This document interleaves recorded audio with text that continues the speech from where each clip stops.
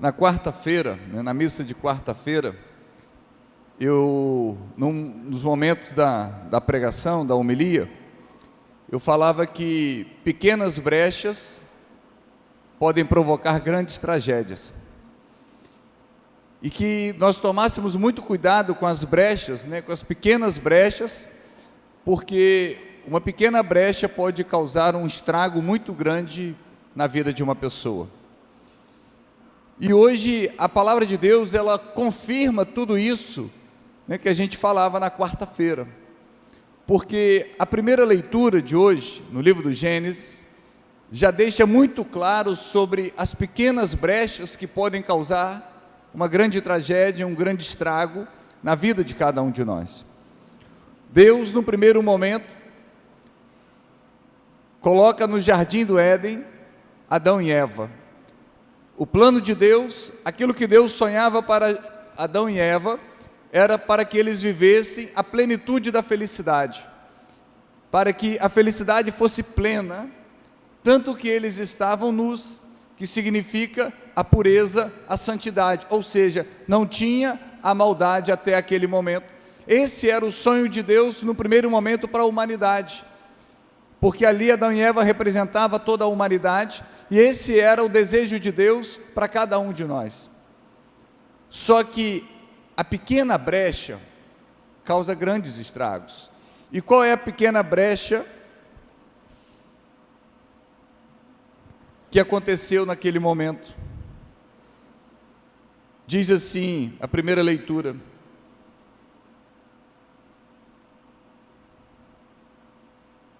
é verdade que Deus disse: não comereis nenhuma árvore do jardim?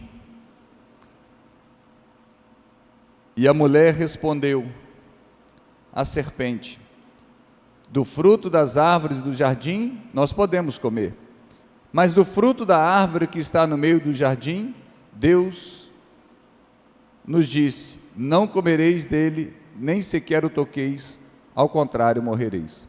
A serpente disse à mulher: vós não morrereis.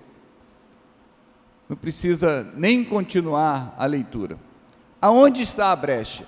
Aonde que está a gravidade disso tudo? Com quem que a mulher dialoga?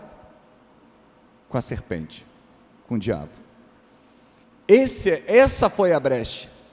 O diálogo da mulher com a serpente.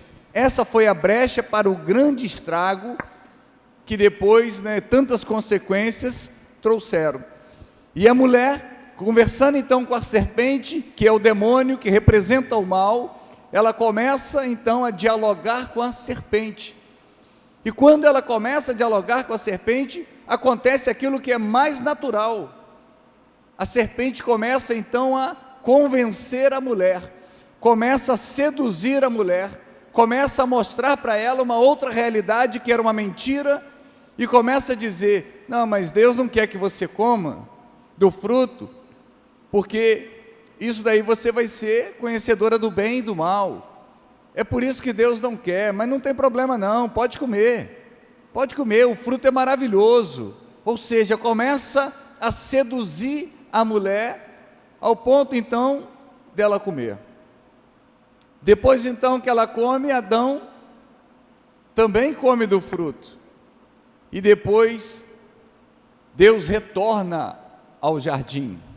Quando Deus retorna ao jardim, na sequência dessa leitura, hoje não está a leitura toda, mas na sequência do livro, na sequência da leitura, diz que eles ouviram os passos de Deus no jardim, e quando eles escutam então os passos de Deus no jardim, eles se escondem.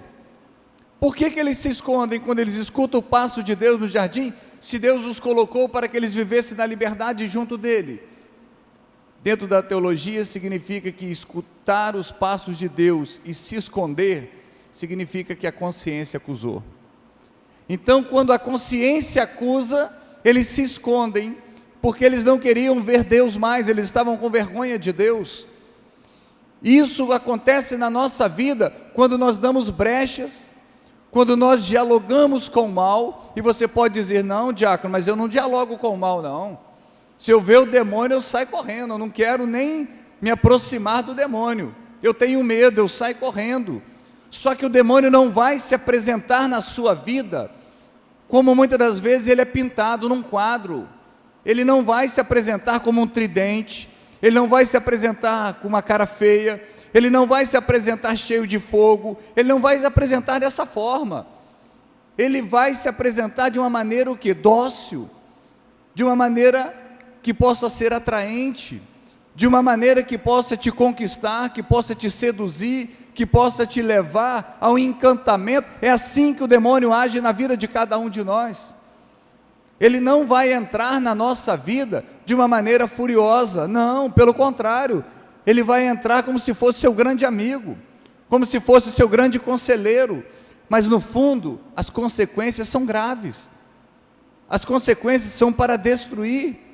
Por isso que nós devemos tomar muito cuidado com as brechas que nós damos na nossa vida, porque a partir do momento que a mulher começou a conversar com o demônio, e ali então entra depois o pecado na humanidade, entra então a inimizade com Deus, quebra então a comunhão com Deus, a união com Deus, tudo isso porque ela começou a dialogar com o demônio, começou a dialogar com a serpente. E às vezes essa serpente está infiltrado na nossa vida e a gente não está percebendo.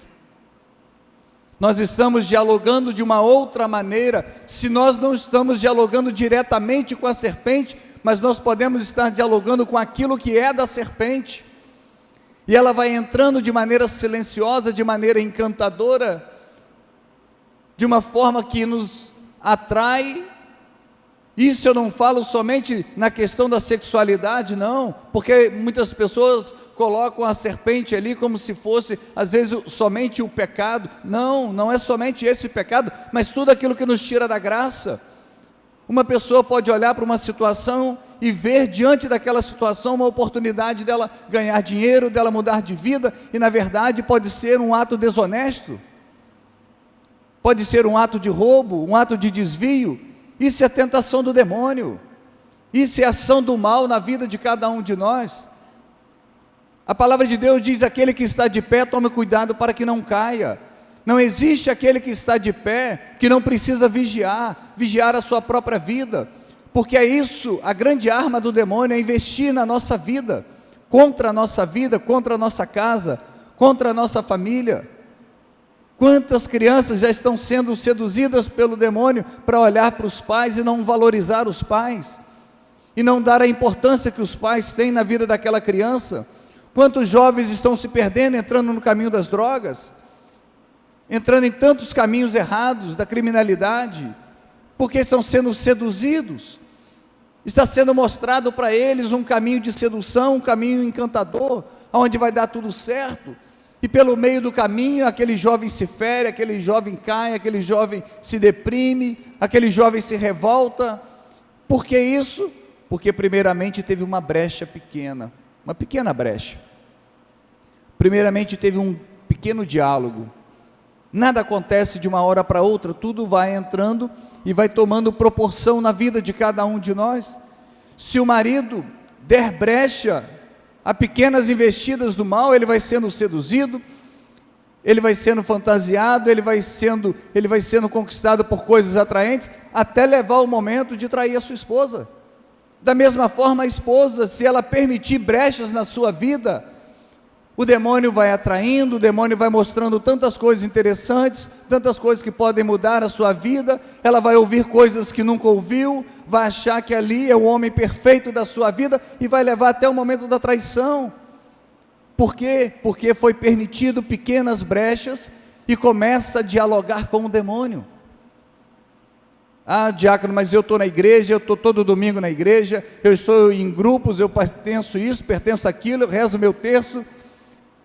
Isso é que nós precisamos fazer, mas é preciso que a gente seja vigilante, vigiar e orar. E por quê? Porque o evangelho de hoje nos mostra que até Jesus foi tentado. Até Jesus foi tentado. O demônio então pega Jesus, depois dele ter jejuado, leva para o alto, e ali começa a fazer as tentações. Transforma essa pedra em pão, já que você não está com fome, transforma. O que Jesus faz? mas também está escrito, nem só de pão vive o homem, mas de toda palavra que procede da boca de Deus. O demônio tenta Jesus pela segunda vez, leva no alto do morro e diz: pode se lançar, porque Deus vai mandar os anjos.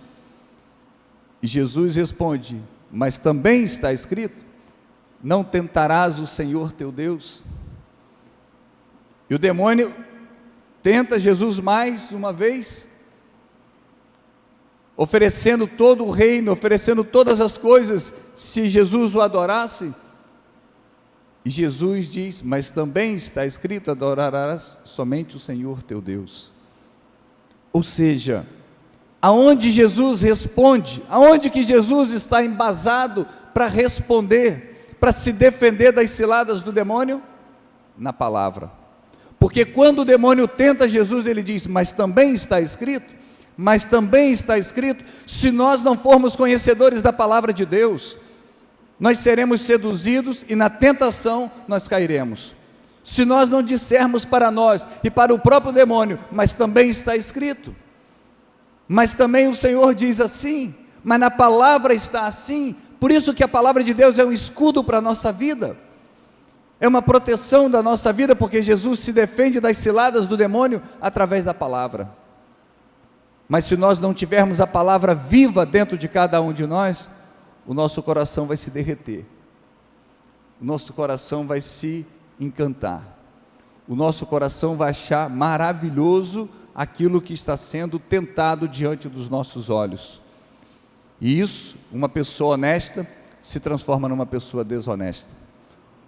Uma família sadia, saudável, uma família que testemunha, depois pode ser destruído pelo adultério. Uma criança pode ser tentado, um jovem pode ser tentado, todos nós podemos ser tentados pelo mal, todos nós. Por isso que a palavra de Deus hoje nos chama, nos faz esse convite a sermos vigilantes na nossa vida. E com quem que nós estamos falando? Com Deus ou com a serpente? Volto a dizer, alguém pode dizer: não, mas eu não falo com a serpente. Mas talvez você possa não dialogar com ela, mas tome cuidado para que não dialogue com aquilo que é dela. Talvez ela manda mensageiros, talvez não seja ela a falar conosco, mas ela manda as suas crias, as crias da serpente. Ela manda mensageiros, ela chega de uma outra forma na vida de cada um de nós, e quando a gente percebe, nós estamos na lama do pecado. Quando a gente percebe, nós estamos no fundo do poço. Quando a gente percebe, a gente vê que tantas coisas foram destruídas porque nós fomos seduzidos. Não se deixe seduzir. Cuidado com aquilo que você escuta. Cuidado com aquilo que você vê. Cuidado com aquilo que você fala. Porque aquilo que aparentemente pode ser encantador, nada mais é do que a porta do inferno pintado com uma ilusão e com uma grande mentira. Louvado seja nosso Senhor Jesus Cristo.